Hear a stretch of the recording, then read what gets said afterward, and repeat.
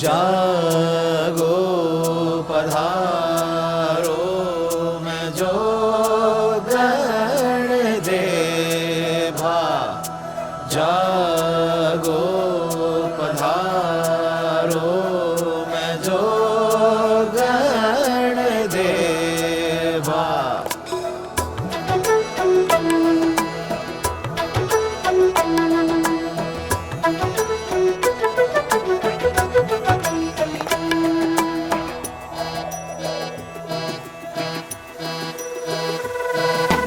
जागो जागो इंसानों के जागने का है ये समय देखना हो न जाए देर आने वाला जो कल होगा आज का ही वो फल होगा देना हमको दखल होगा कूचा कूचा पुकार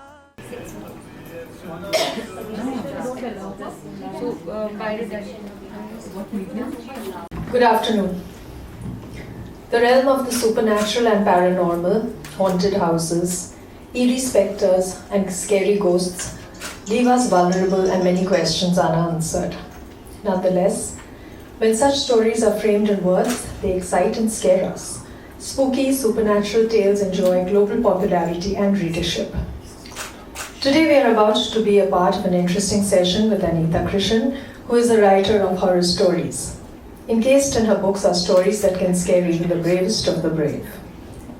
I'm Isha Datta, Honorary Convener of Northeast Affairs of Prabha Foundation and the Essas Women of Kolkata.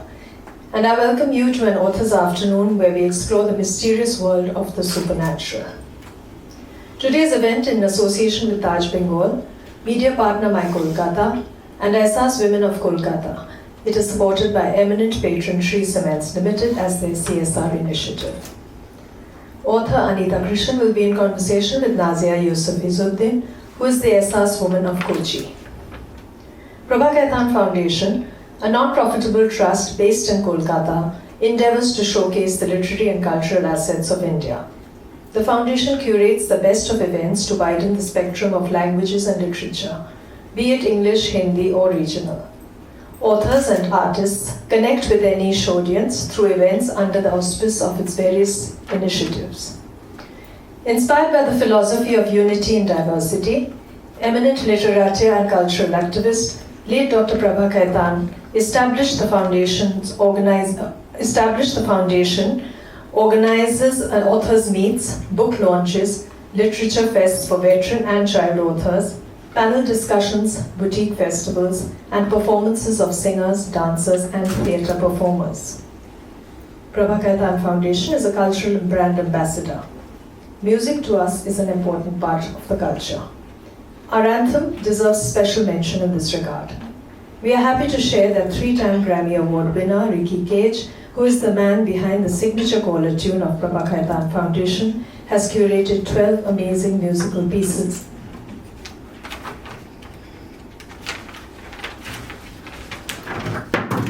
To score across video invitations of events and social media platforms. As you are aware, the song for the month of May is dedicated to the theme of unity in diversity. The foundation enjoys the noble patronage of Shree Cements Limited and the able support of its associates, collaborators, and the Essas Women of India. It is my utmost pleasure to introduce author Anita Krishan and conversationalist Nazia Yusuf Izzuddin. Anita Krishan is a notable Indian writer. Born in Shimla in February 1955, she spent her young life in the awe-inspiring Himalayan mountains. Earning a post-graduation degree in English literature from Himachal University at the age of 21, she moved on to enrich the lives of her students with the delights and mysteries of the narrative. It was during this time that she discovered her passion for writing. Taking an early retirement from her teaching profession of 25 years, she decided to move on to a full-time career in writing. Her first book was published in 2007. She has 5 works of fiction to her credit since then. A versatile writer, each of her literary works belong to a different genre, from the joys of a simple life and its cherished bonds, as divulged in her first book, Fluffy and Me, to the deadly talents of terrorism that have brought the world to its tenterhooks in her preceding works, that The Tears of Jhelum, and Despite Stolen Dreams. Coming from the mountains, she also had a storehouse of ghost stories, an intriguing subject that defies the limits of scientific reasoning. Her anthology of supernatural stories entitled Ghosts of the Silent Hills has become a national bestseller, proving that this subject appeals to the masses. The popularity of the book laid a base for penning yet another book on paranormal incidents titled Ghosts in the Dark Silence. Conversationalist Nazia Yusuf Izzuddin is an Essas woman of Kochi. Besides being successful professional in her domain of work, she is an eager literature enthusiast. So without much further ado, over to you, Nazia. Thank you, everyone. A very warm good evening to all of you. Good evening to you, Anita ji, and welcome to Kolkata. Yeah. Very happy to Thank have you so here. much, and I'm so grateful for this invitation.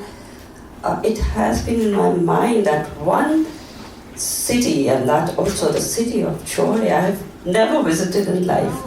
I've been to many countries in the world, around more than 30 countries in the world. I miss the city, and here I am today. So thank you for this invitation, and thank you for beautiful words. So much of life spent and so much of life to be found again. You have been so many things in life. You started as a child in the mountains, went on to become a teacher, a wife, a mother, a grandparent now. But you're with us as an author, as a writer.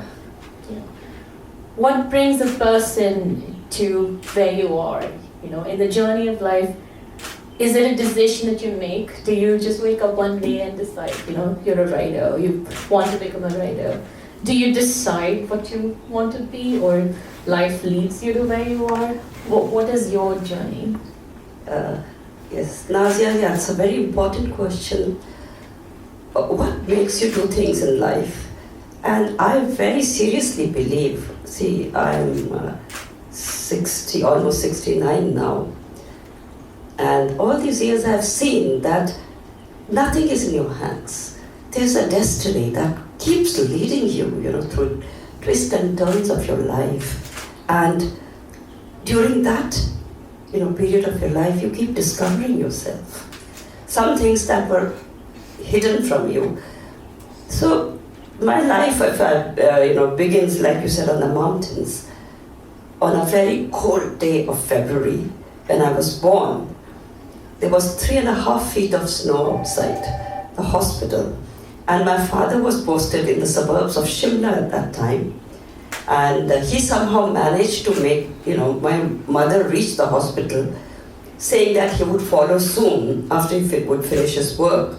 He was the principal of a small, setup that it was called Gram Saving Training Center. Setup that was set up by the central government at that time. And he could come for 3-4 days. Everybody, the roads were blocked, and my father could not come to see me. And he came after 4 days to the hospital. And that is my entrance into the world at that time. Though, since, in talking of women empowerment, I used to tell my father, had a boy been born, if you had a son, I'm sure you would have come somehow. But you took 3 days to come and see me. And he would laugh over it. He was a wonderful man, of course, and he encouraged us to do anything we wanted to do in life. So that's how I started my life, and from the mountains, and that's why I became an author. Would you like me to continue with that? Yes. So as life, I spent my school days, college days, university days, running up and down those awesome, mountains, awe-inspiring hills and dales, and carefree life. Of course, I was growing up among that beautiful nature. So we lived in a quaint little cottage surrounded by a dense forest of pine and oak. So another house, which was our neighbors whom we called, was about 10 minutes walk. There we lived. I think you would love to know that the particular estate where I lived, it was called Woodfield it's a famous estate now because it belonged to Satyendranath Tagore. Rabindranath Tagore's elder brother. And I believe Rabindranath Tagore used to spend many of his summers there in that area. In fact, there were two one big house and one cottage. And the cottage was the one where we lived. And he has written many poems. I believe there's one poem that he's written looking at that one mountain peak called Churthar there. So that's where I was born and brought up most of the time. And then time flies. And very soon it was time for me to leave the mountains. I was getting married. It was definitely, the type of marriages we used to have, arranged marriages that time. And with excitement, I never realized what I was going to miss. So I got married, went down to the plains, never to return to the mountains. Like, as such, of course, I go visiting it as a visitor now, but never like that. And I realized that very soon, I realized that a part of my heart is left there, on the mountains. And that nostalgia that I had continued for years, but I was busy as a wife, as a mother, and again time flew, and one fine day my children were grown up. They left homes to find their own paths of life, and as a mother, and I think many of you must have experienced, all of a sudden I had a lot of free time. So I missed my children, that was one thing, but then that nostalgia of having, that left the mountains came back with an assault. And since I had a lot of time extra, I started penning down those memories and those moments that I felt. And that first book came out from my heart directly, called Fluffy and Me. Actually, it was titled Running Up the Hill first, but the second edition came as Fluffy and Me. It's quite a popular book, actually. Children, teenagers, they love reading that book. And that was the time I discovered, oh my God, this is my passion. I love writing. I love getting lost into the world of my imagination. And I never looked back, and then I continued after that. But each of my books, like for Fluffy and Me, came because of the pain that I had in my heart. But the next books, the two books that followed, Tears of Jhelum and Despite Stolen Dreams, also has a story. So, should I continue with the story? So I had finished that book, and I was, I was thinking of another topic. Meanwhile, my late husband, who was a renowned architect, was invited to Kashmir University for a jury there. And that was early 2000. So Kashmir was in turmoil at that time. And I told my husband never, no way I'm going to let him go alone, as if I was a commando or somebody who was going to protect him. But nevertheless, I said, I'm going along. So we went there, and we went with, my husband had warned me not to discuss politics there, because it would be it's a very hot topic and people might not like it. And we were absolutely quiet. But then the Kashmiris started talking about their problems with us. The chief architect, he was the first one to open up, and he told us that he was scared. He says he was scared to get out of the house after 6 in the evening, nightfall. And he says, how much my wife, whatever she wants, but I'm not going to step out. One side was the army, the other side were the terrorists. And those people were, sort of entangled between them. And it was an eye-opener. And then the driver who was driving us around, then an incident happened that the driver took us to Pahalgam. And we found a beautiful valley we saw, and we told the driver, stop, we would like to take a walk there. And like two daredevils, we got off the car and went down to, and it's known as a Betap Valley. at Betab. It's named after that movie Betab because it was shot in that area. It was a beautiful walk, and then we just walked into the forest and we encountered a group of people, nomads, coming from the other direction, and they had a train of ponies and they had luggage on the ponies, and the first thought came to my mind, oh my God, that luggage could have guns, and we are gone. But those people again, they're polite. They smiled at us, got to a side, allowed us to walk, although we looked very much, not from Kashmir. And but 2 days later, an engineer who was working on the construction of the railway line from Srinagar to Baramulla was kidnapped along with his younger brother who was visiting him. The younger brother was just 18 years old, and they were beheaded. So that was in the papers, and that incident happened very close to Pahalgam. And I realized that we have been really foolhardy to have taken that risk. And then we came back, and then 2004, I remember that day, 29th October, was the festival of Diwali and Eid were falling on the same day that year, and the markets were full of shoppers. And my husband and I had gone to a market in Delhi called Sarojini Nagar in South Delhi to buy, the things for our Diwali festival, when a bomb blasted just 10 meters away from me, from us, both of us. We saw the bomb, we saw everything flying, and for some time there was a confusion, there was almost a stampede, people running. Later I came to know 40 people had died in that one bomb blast, and that evening 8 bombs had blasted in Delhi. And I had escaped that bomb blast because there were so many people in front of me to take the brunt. They saved, my life. I'm here speaking because, of destiny.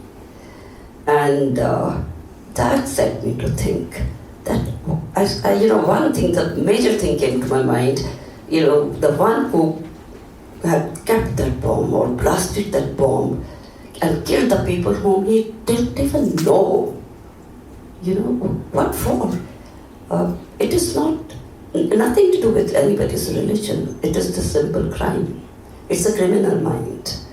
So I wrote, that set the seeds for writing Tales of Jhelum.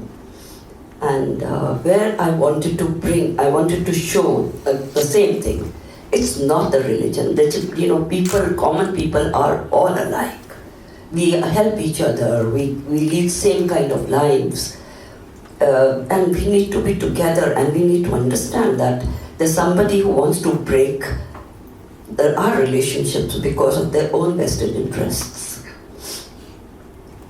But, because certain things in Kashmir, that of course, many Kashmiris read that book, Tears of Jhelum. Many of them liked it, some were skeptics. Somebody had written a big article in one of the major newspapers of Srinagar saying that towards the end I was angry and I wanted to throw the book into the bin. So the editor wanted me to send a reply to that. So I told him that if you want to break the message of brotherhood and of compassion and enmity into the dustbin, you're welcome. So that's how, and then of course, for a certain reason, then that story continued into a sequel called Despite Stolen Dreams.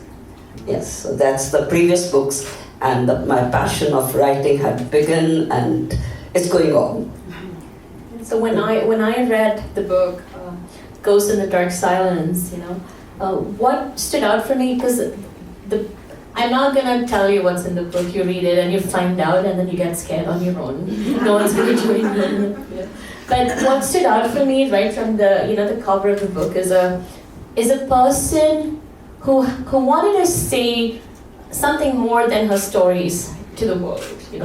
a person who wants to share a larger lesson to mankind. That's the person I felt when I picked up her book and I read it. And that's the question I have for you, because you've been a teacher, you've inspired the lives of many young people who come back to you. They come back to you for your stories. They, remind you of what you taught them when they were young. What is the larger purpose for you? What is the larger message that you want to share with anyone who comes across? When we talk about ghosts, so the basic fact we're talking about is the spirit, the importance of spirit that is within us and which is never going to die. Most of the religions they believe in that, the indestructible spirit that we have. The body is just the garment that we keep changing, but the cycles of birth and rebirth, they continue. And therefore, one major aspect that we do not die with this life is a theory of karma. That as long as you are in this body, embodiment of this body, you have to do the best so that you have a better future, or maybe ultimately, like we have saints or sadhus who renounce the world in search of moksha. So that's one of the major aspects that I wanted to also. But that's not all, because coming from the mountains, I had a lot of these stories. And like both my stories, they say that based on true hauntings, true experiences of people. When I wrote this book, a major question was asked to me, do you really believe in ghosts? Because there is no scientific evidence that they exist. So one answer is that there was a time, a few decades ago, when scientists said aliens cannot exist. It's all bunkum. But now 99.9% scientists, they said that the possibility of aliens' existence is very high, and I think they've also been able to get some radio waves. I think last year it happened. So coming to ghosts, this is something that spirit, or they have not been able to really know what spirit is or existence of spirit is, because God doesn't want us to know. We human beings are very good at interfering and spoiling things. So God doesn't want us to spoil His plans. So that's one thing. But yes, I had a lot of ghost stories, a lot of true experiences, and we can come to that later if you don't have any more questions. So would it be right to say then that the ultimate purpose of this book, and also Ghosts in the Sun and Hills, is not just to scare people, but not to thrill people, but also for us to reflect on what we're doing, on our karma? And is that one of the intentions? Because it seemed like the book has a higher purpose than just, give you thrills and scare you in the middle of the night, And when you read the book, you will see through each of the stories that, it's a huge space for a platform for self-reflection, So it's not just, Sadhguru and Osho, and so self-reflection comes in so many ways, and this is a very, I would say, one of its kind space, one of its kind. I have never come across Indian literature in this form before, so it has been an absolute joy to read. So that makes me ask you, so from being this, the environmentalist, the nature lover, children's lover, and then suddenly you're writing horror stories. How does that come in? Yeah, that's important. You see, talking about horror genre, again, I go back to my childhood. So, we used to have a lot of snowfall in Shimla those days. You'll be surprised to know that this winters, there was not a single snowfall in Shimla. Global warming is shown its colors, true colors now. But I remember my childhood, we used to have 4, 5, 6 very heavy snowfalls, again 2 to 3 feet of snow outside. And with that, we would also, the overhead electricity wires would snap. Sometimes even the pipes bringing water would also burst. because they would freeze and whatever was the exposed part would burst. So we used to live without water, without electricity for days together. Not 1 day, 2 days. Electricity would sometimes come after a week because they had to repair the overhead wires in that heavy snow. But we used to be prepared. We knew, even you live, you're used to it. So we used to have our storehouse. My mother made sure that we had wood and coal and kerosene for the lanterns and water, of course. There was no shortage. There was a lot of snow outside. Bring the buckets, melt the ice, and there's water for everyone.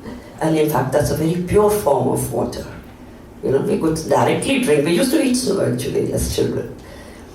And then, in those evenings, we used to have winter break also. In Shimla, they still have winter break.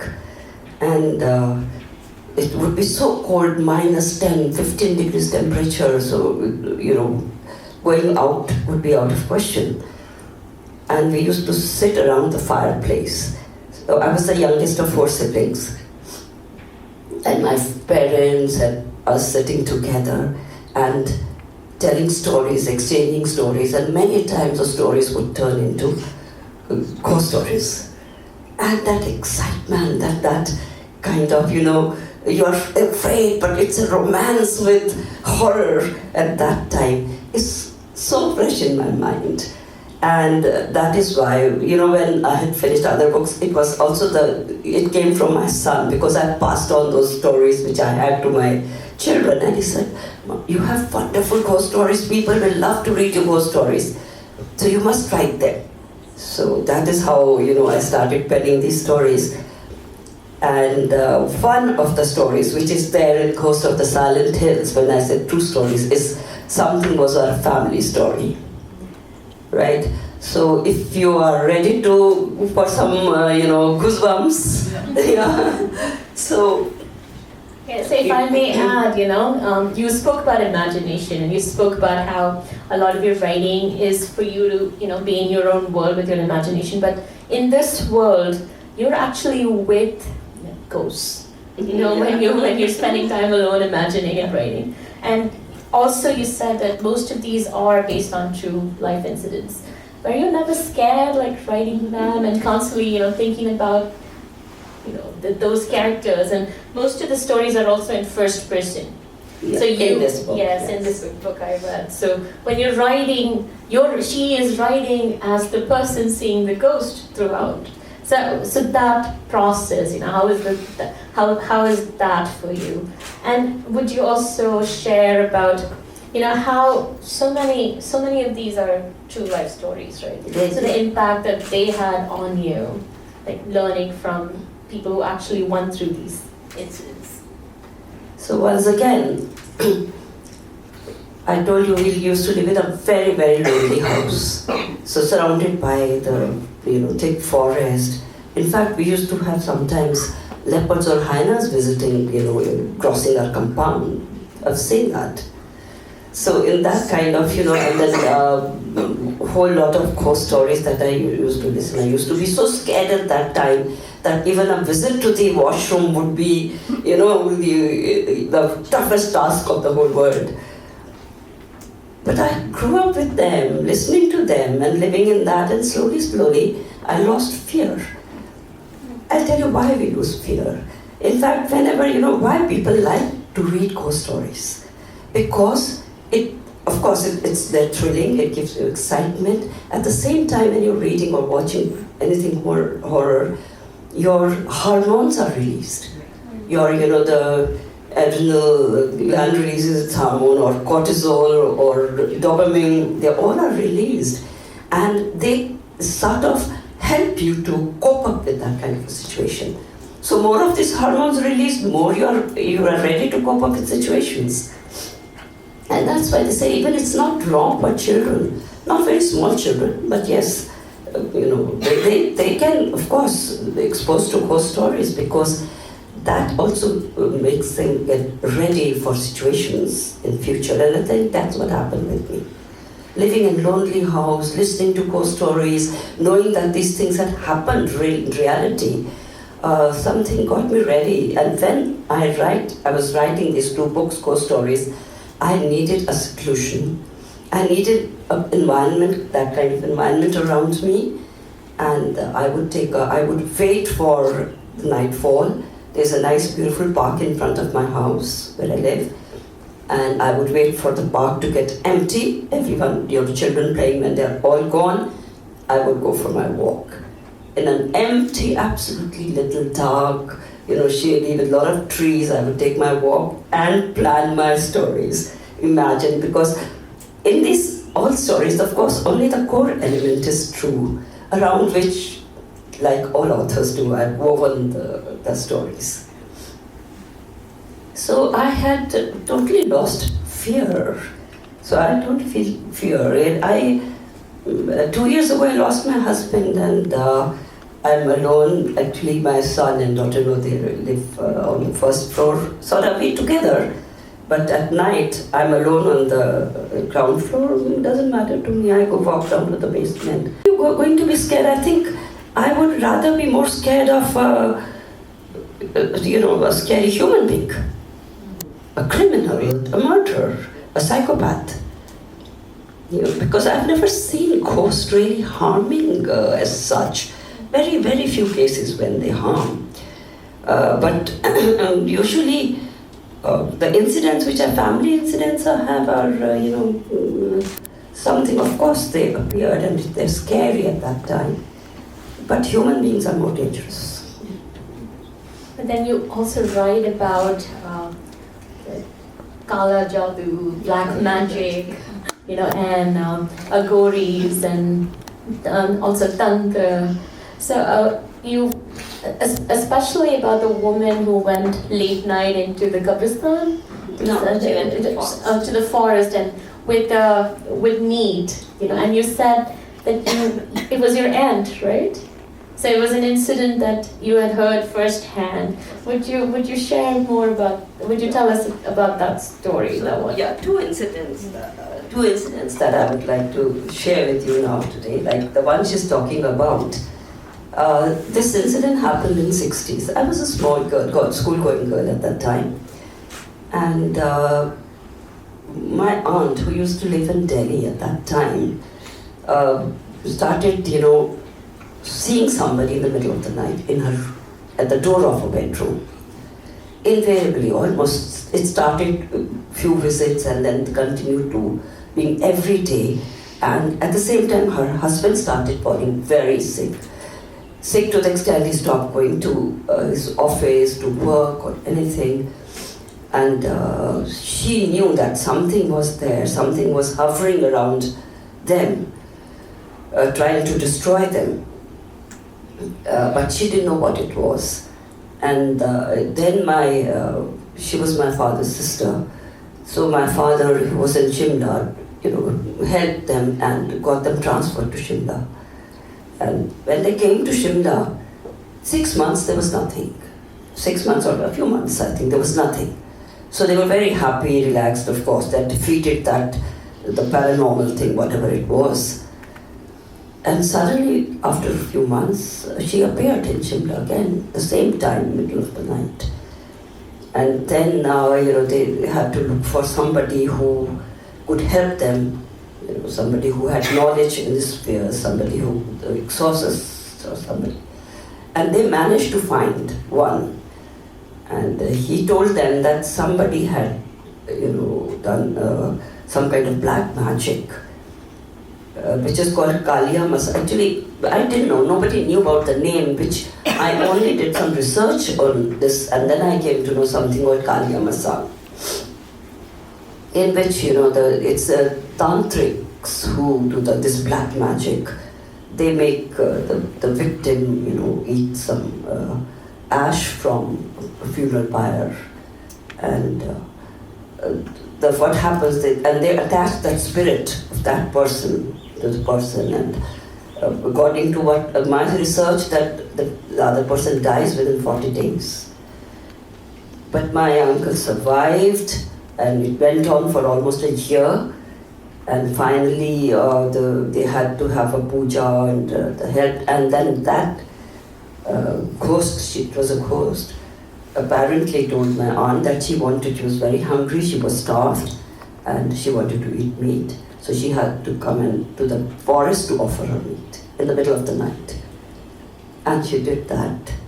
So as a child, I didn't know, but then when I grew up, then I came to know about the whole story, what had happened. So that's one of the stories in this. But another famous story that we have in Course of the Silent Hills is something that also happened with my uncle. So this is way back when I was very small girl. I was a toddler. And I remember that as my first house. We used to live in Wildflower Hall. If anybody's been to Shimla, Wildflower Hall is the Oberoi's 5-star hotel today. It was originally the house of Lord Kitchener, who was Commander-in-Chief of the Indian Army. And after independence, when the Britishers went and all these buildings, and especially in Shimla being the summer capital for the British, there were a lot of buildings built by them, and they all fell vacant. And the government didn't know, because we were now new nation, newly independent nation, and we didn't have anything. Britishers had really squeezed us out of all our riches and, left us really in poverty. The only, I would say, the industry we had at that time was agriculture. And the government, central government, with Jawaharlal Nehru as the Prime Minister, decided to start an agricultural school in this building, Wildflower Hall. So after independence, it was an agriculture college, and my father was the first principal of that agriculture college institution. Now, if you've seen that building, it is on top of the hill ridge, on a ridge, it's surrounded by a very, very thick, even today, it's a beautiful forest of cedar and deodar trees. And we lived in that, and there were only 3 buildings in that area. The area is called Charabla. 3 buildings, one Wildflower Hall on top, and 2 buildings pretty far called the Retreat and Danes Folly. So we came to live in this building, and we were used to, as a family, like my mother was used to all these lonely places living, and the building had recently been vacated by this British, and then it had turned into a hotel actually for the British also at that time. At the same time, my uncle, who had just finished his engineering, and he was posted in a place called Juri, which is very close to Kalpa, Kinnaur. It's a border, near China border. A small village, and those areas were very remote. Even they are remote today, but you can imagine way back in 1955, 56. The roads were very, very basic roads, and so my uncle was in Jewry, and when he had a nice dose of loneliness, he decided to come and spend a week with us. He wanted to come to Wildflower Hall, and he was coming for the first time. So he called my father. There used to be a trunk call, you had to connect through the operator, and the 2 minutes call, it used to finish after 2 minutes, so talk whatever you want to within 2 minutes. So my father advised him to, not to take that late night bus. But he said, no, if I don't, then next day, I'll miss 1 full day of my holiday. And he took an evening bus coming to Shimla. And that area, even today, there's one particular stretch, a long stretch of loose rocks. And when the bus reached that area, it was already dark, and the driver didn't see the right rock in the middle of the road, and he hit that rock, which resulted in the breaking of the axle of the bus. So the bus became absolutely immobile. But of course they were saved. But they were stranded there in just nowhere, in total wilderness, and not a village close by where they could go. So the few passengers, 8 to 10 passengers, driver, conductor, they would have to spend the night in the bus. There was no way out.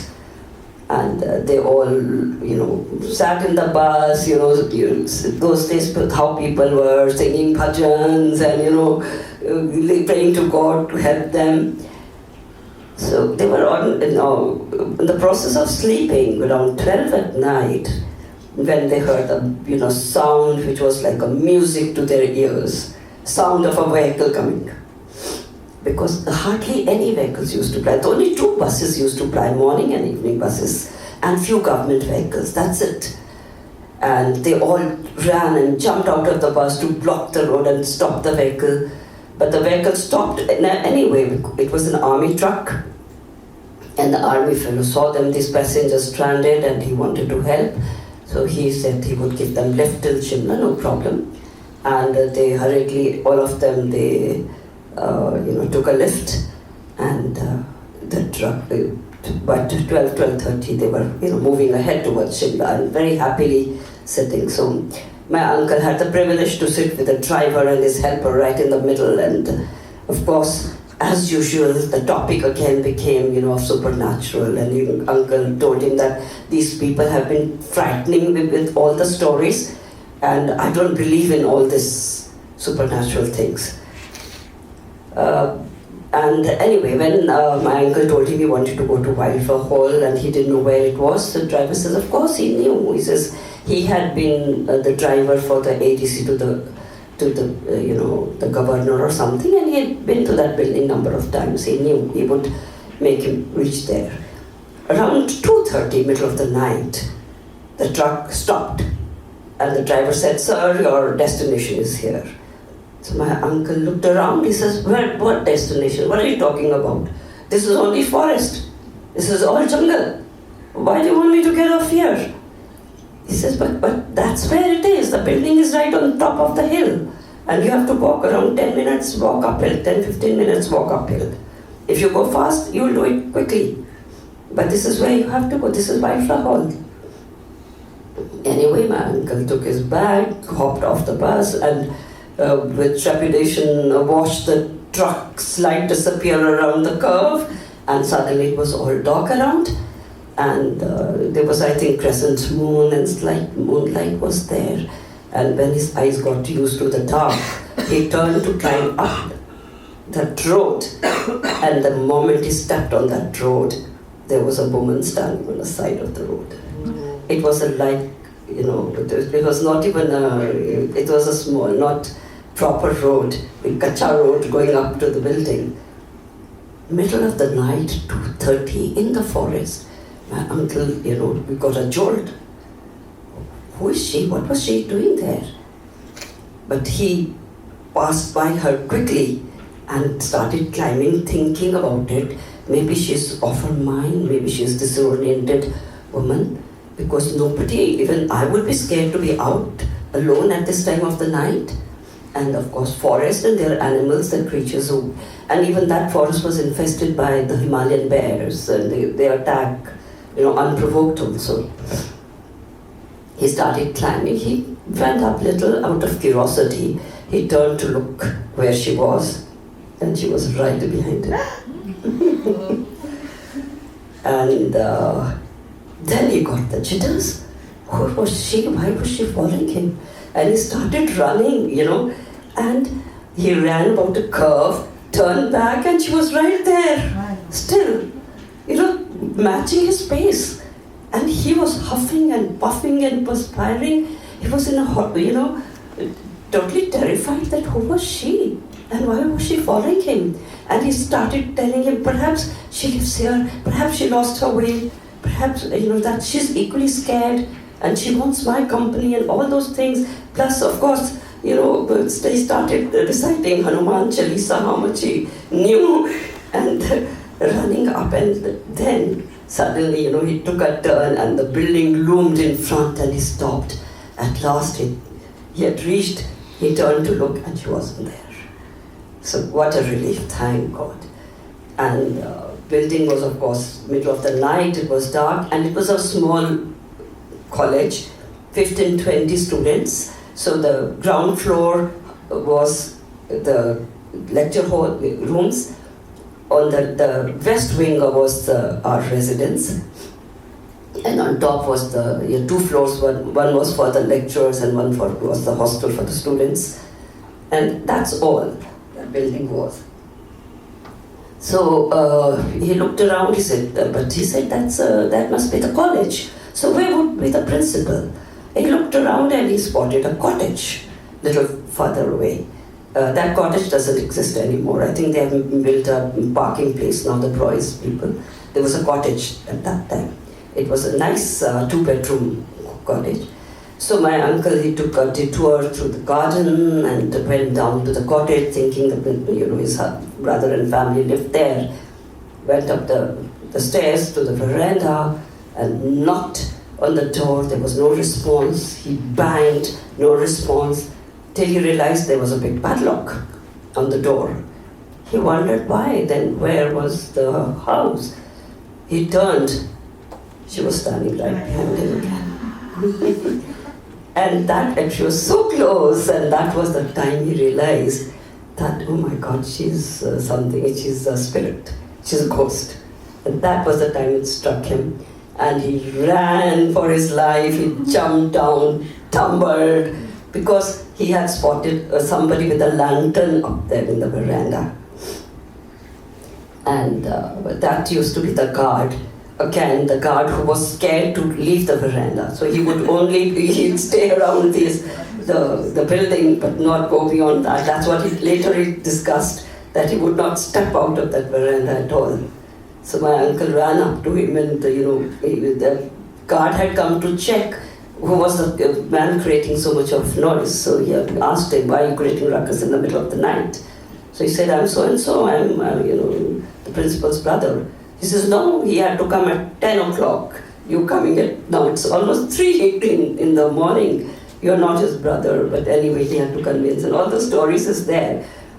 Now, it is a very interesting story, and I was also asked that, why did I suddenly end the story?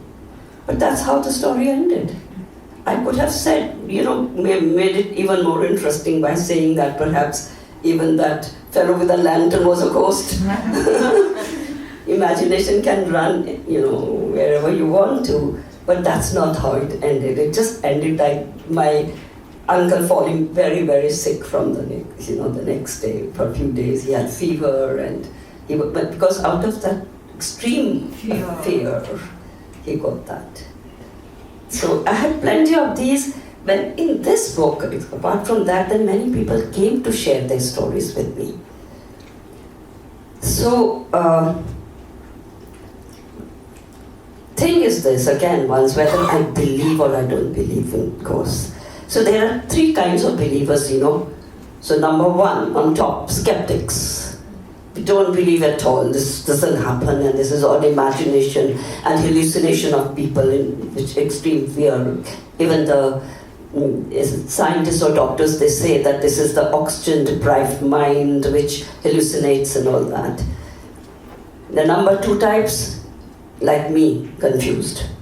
Yes or no? Because I've never had any direct experience. Like when I was writing the story, I told you I would go into the lonely garden, perhaps I would see something, and that would, it would confirm the existence of ghosts.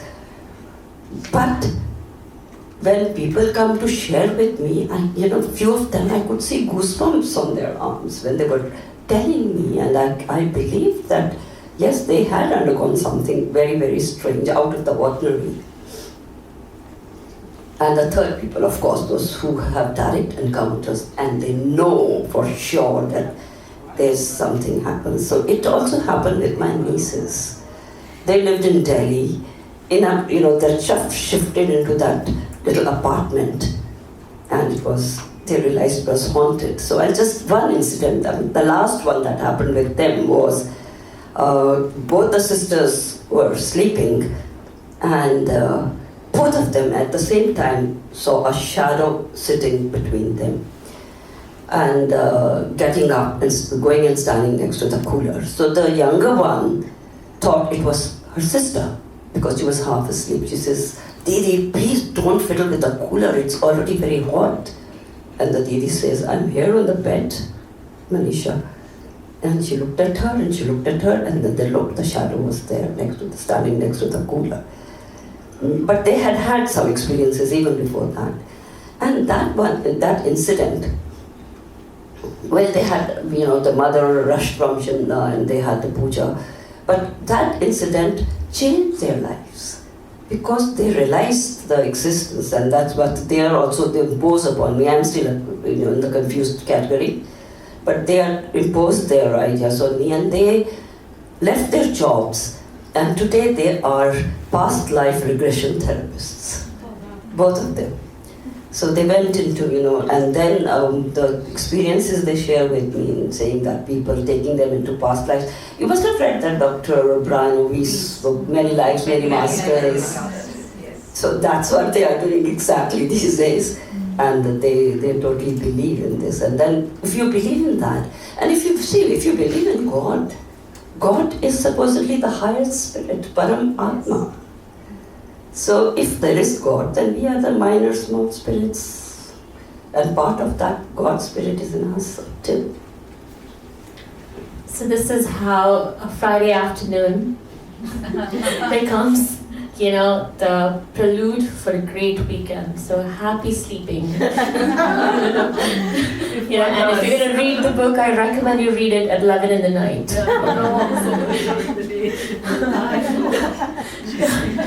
Do you have any questions? Oh, I think, well, we're almost, at the end of the session. We've finished our allotted time, so we'll probably take 2 questions at the most. I'd love to share an experience I had recently. I was in Gaya on work, and we finished quite late, and it was about 5 to 8, and the person with me, my guide, was saying, "Ke Didi, Vishnupad mandir mein jayenge?" I said, "Isse jaldi chaliye, 5 minute mein mandir band ho jayega." So we get into the temple, and suddenly the lights all go off. So he put on his torch and his mobile, and he took me down to where the water is. And I think Draupadi had come there to do the shraddhs, of her parents. So I was asking him some question. He said, "Ye to didi mere ko pata nahi hai. Chaliye वापस जाएंगे तो आप पढ़ लीजिएगा." So suddenly there was a voice from behind. "हम आपको बताएं." And I turned around, and there was a man in a red silk dhoti with gold around it, bare-bodied, a young, he looked like a priest with gold chains and all, and he told us the whole history. Then, my guide said कि अब तो मंदिर तो बंद हो गया होगा, फिर सुबह के टाइम मैं ले आऊँगा. He said, "नहीं, आइए, आपको दर्शन करना है तो मैं करवा दूँ." So we went, and the temple was open. I had a look at the deity. Suddenly the lights came on, and I turned around to thank him. Nobody was there.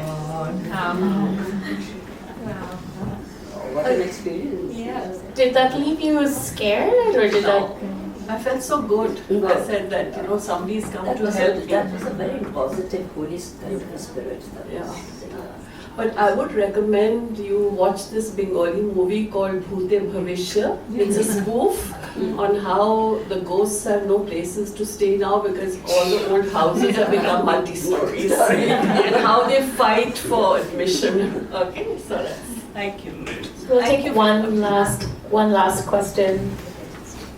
I just wanted to ask you, have you ever encountered ghost tourism? Because that's become so popular. Yeah, I know Mankar is one thing. Yeah, there are a lot of people, there are people,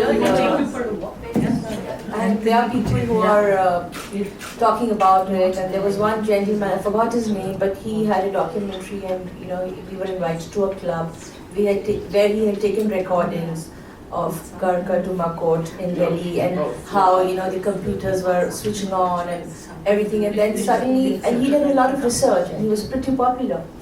And then suddenly after 6 months he just vanished. And then that's where he spoke about the Bermuda Triangle and a lot of things. So anything on those lines? No, actually my stories are something that came to me rather than I going in search for them.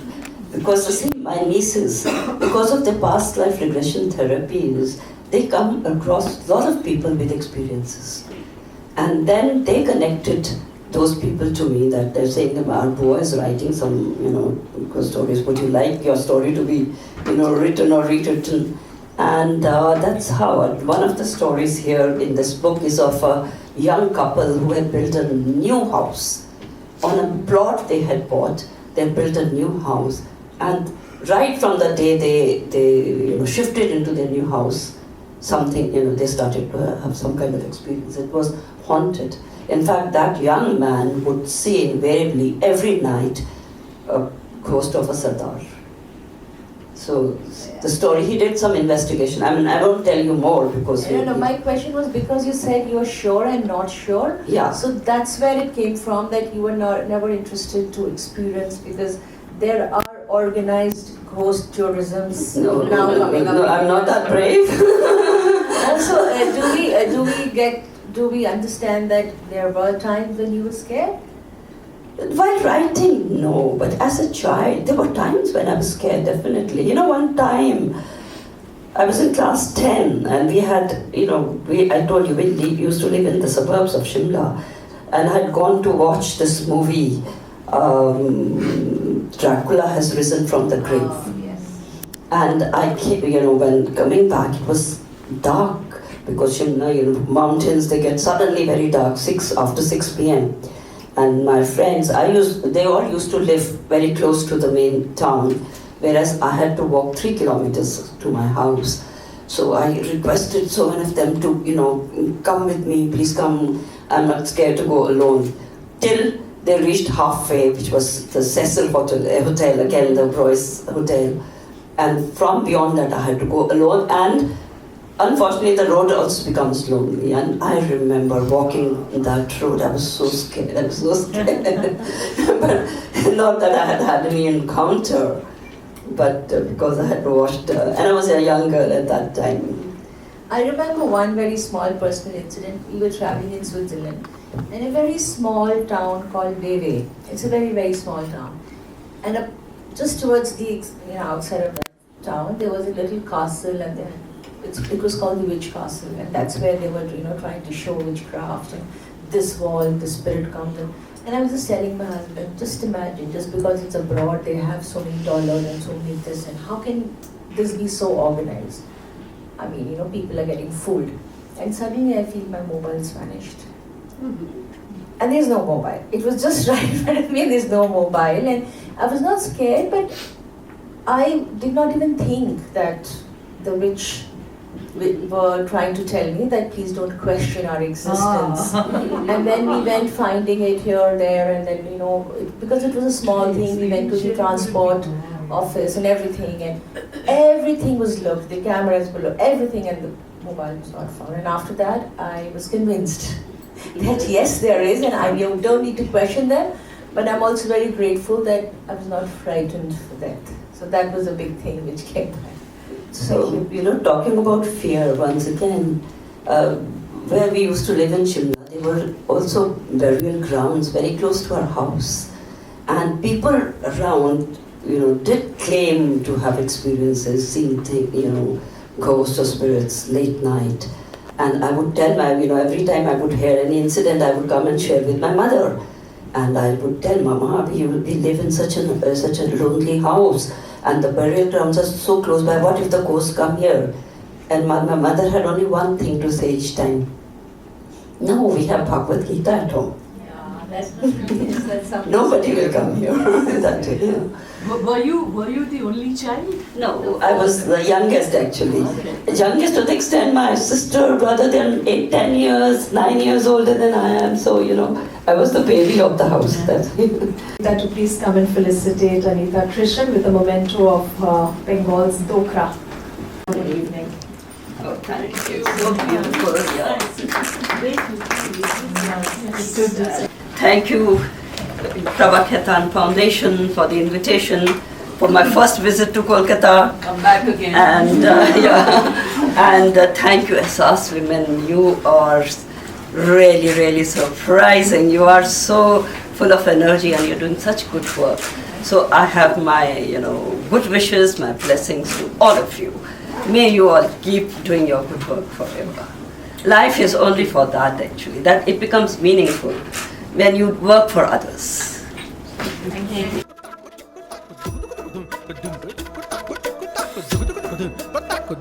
you. तू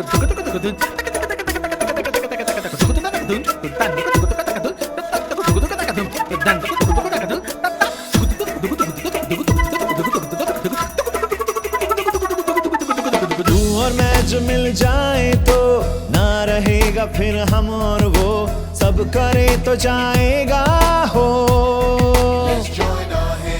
अब भी हम अगर चाहें तो बदल देंगे तकदीरों को, सब करे तो जाएगा हो।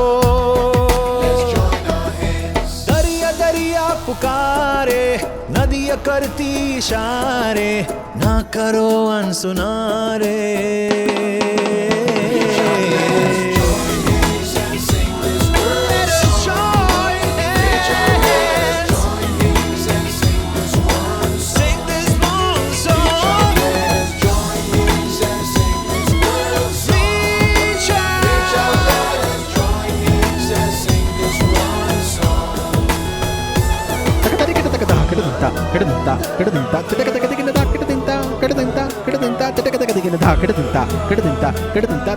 Kedinta